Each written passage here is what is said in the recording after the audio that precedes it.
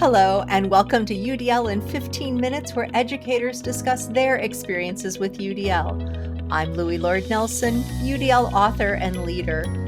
This episode is part of a special series about the Association of Educational Service Districts Inclusionary Practices Project, where 9 coordinators, one in each region of the state, work closely with 140 school leadership teams to implement UDL and improve and increase inclusionary practice. Today, I'm talking with Cassie Stevens and Lori Scott, both of whom are Inclusionary Practice Project leads.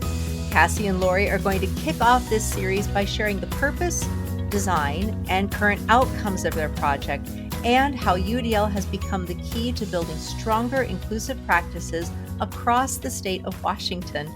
Hi, Cassie and Lori, how are you? Good morning, Louie. We're great. We're great, Louie. Thanks for having us. Oh, you're so welcome.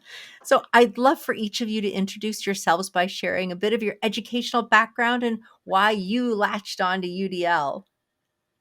Oh my gosh, that is a great question. So, I was a middle school teacher for 13 years, and toward the end of my teaching experience, I began to coach in the building that I was working in and helped implement a literacy curriculum, helping new to the profession teachers and also veteran teachers improve their practice.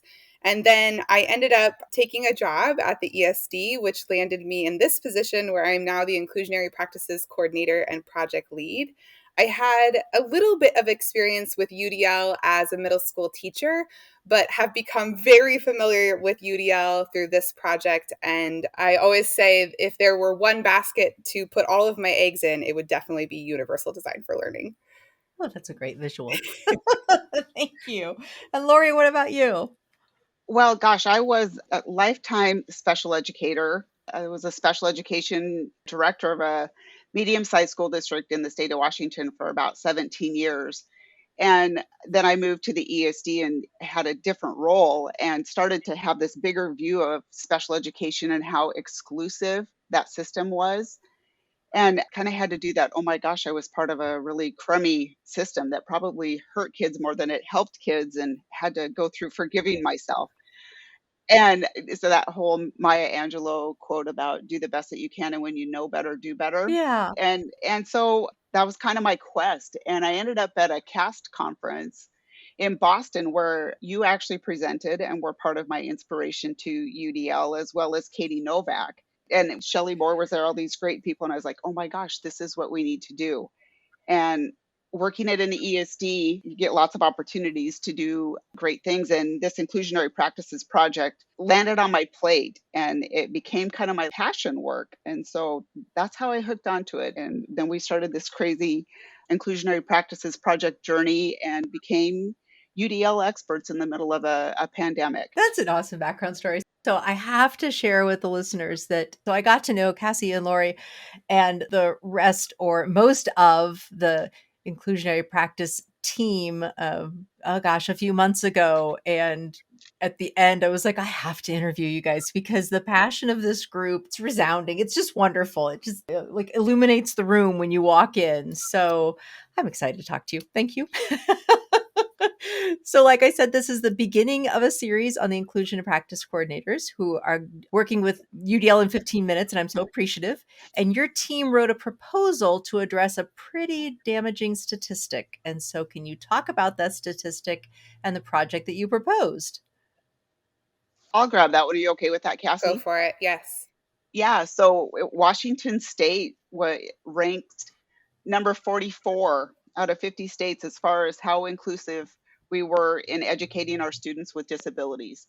And gosh, that doesn't feel very good. And so our legislature, Cassie, you probably know this number better than I do, funded a really large project about let's change this in the state of Washington. Is it like $38 million, Cassie? Yeah, $37 million over 4 years and 9 different organizations supporting every level of the education system.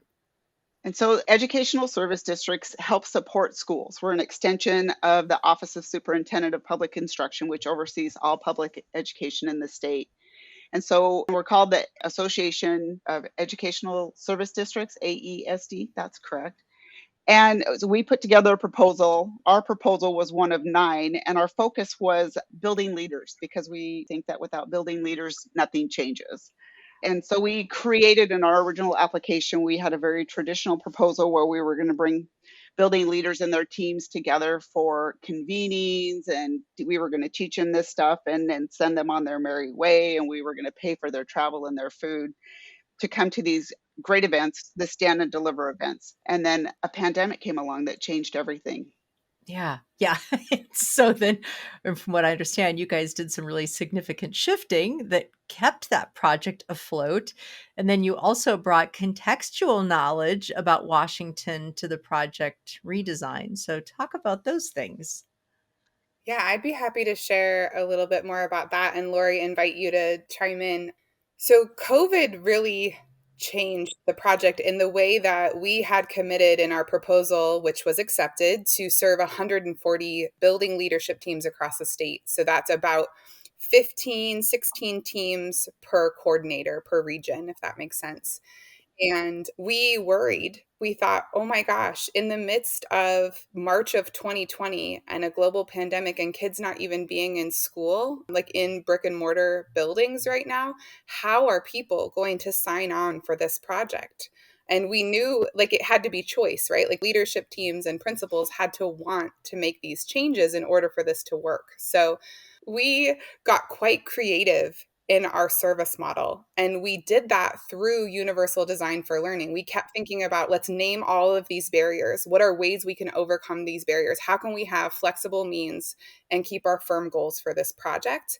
And honor that when you talk about small rural schools or large urban schools, that the needs are so very different. The staffing, the structures, all of those things. So as we redesigned this project, we thought we have to meet schools where they're at. We have to think about cognitive science and what that tells us about strong relationships with people, minimizing all threats, and making the work super relevant. So, how does this connect to your building priorities? How can we help you understand that this is going to help you improve student outcomes and achieve the things that you've been wanting to achieve?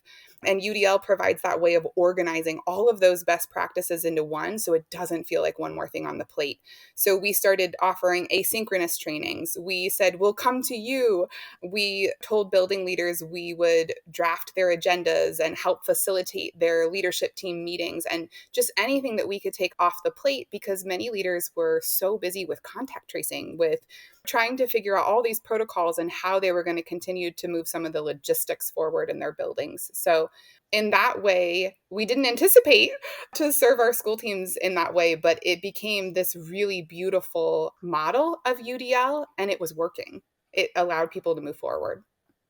The design of that, it was just a beautiful, true support. So even your example of drafting the agendas for the leadership meetings, looking at what was on the plate and that had to be done, but was getting shoved off because of, like you said, protocols for COVID. And I just love that you guys used the framework to think about lowering the barriers. And so then that gave you the inspiration to say, yes, these are the things that we wanted to do. And I also think that it's important to note that there's a certain level of relationship building that you definitely referenced there, Cassie. But I think that it seems that those relationships needed to be even stronger than maybe just the casual, hey, hi, we're coming in from your local education service district to help you. Right. So how did you guys choose or reach out, or were a lot of these connections based on leaders with whom you already had connections?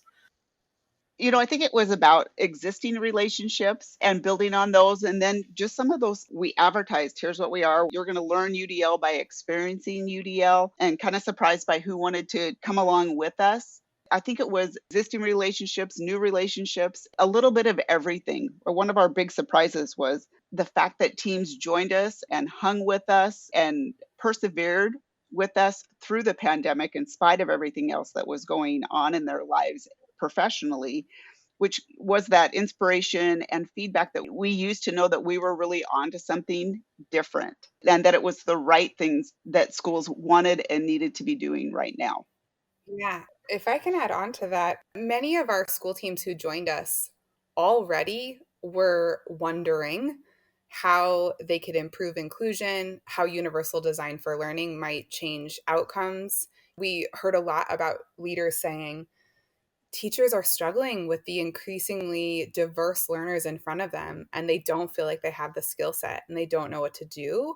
And so we're looking for something that's going to support. So many of our teams came to us kind of already thinking in that way, or even already partway into that inclusion work or inclusive practice work. And so I think that was super helpful. And then for other teams, it just made sense. So as you're kind of in the midst of a pandemic and thinking about what really matters and what really is important and makes sense, everything about this project was like, yes, this works for all learners. This is really about improving tier one. It's about increasing the capacity of teachers so that they have the same approach to teaching and learning. That means that we could better collaborate and co-teach, co-plan together. All of these things started kind of clicking into place, if that makes sense. So now we'll get to nuts and bolts, because we know that every project has to be measured. So I'm curious what tools you used, and did you have to improvise, and those outcome data, what have they been saying? We knew we had measurement in mind when we designed the project. And the state had provided an LRE, least restrictive environment, self assessment tool that we could use, and that was available to some of the schools. I guess it'd be available to all schools in the state, but some schools had to use it. But we looked at the tool and it was like, oh, it's not a great fit. And so we had this great idea. Well, we're going to make this better because we're brilliant. We thought we were anyway. And what we came to was that there's not one tool that fits all schools and all districts and all contexts. And so, with UDL in mind, we created a toolkit that buildings could choose the way they wanted to measure their progress on becoming a more inclusive school. So we gave them a variety of needs assessments, and we also said, if you have one that you're already using that's working for you, let's use that. So we wanted to honor what people had in place. We found that many schools did not have an identified needs assessment, and so that became an important part. It's not the rating, it's the discussion. Yeah, absolutely. So what about the outcomes? What was there? That's so exciting. So we know that least restrictive environment data is not the end, it's the beginning, right? So students with disabilities need to be in the room, but it goes far beyond just being in the room. However, we are excited to say that through our project, we have seen an 11% increase in LRE1 data, which doubles the rate of change that we're seeing across the state. So for teams that weren't engaged with us. We have also had over 10,000 educators and about 10,000 hours worth of professional learning. So half of that is for our school teams, but the other half is people reaching out in our ESDs to say, hey, will you collaborate and lead this professional learning with me, because it makes a lot of sense for us to pair, or teachers or leaders saying, I can't commit to full project engagement, but can you lead something for my staff? So we're just seeing in Washington State such a growing demand and need for inclusive education, professional learning, and in the way that leaders are starting to think about how this can shift their systems to have better outcomes.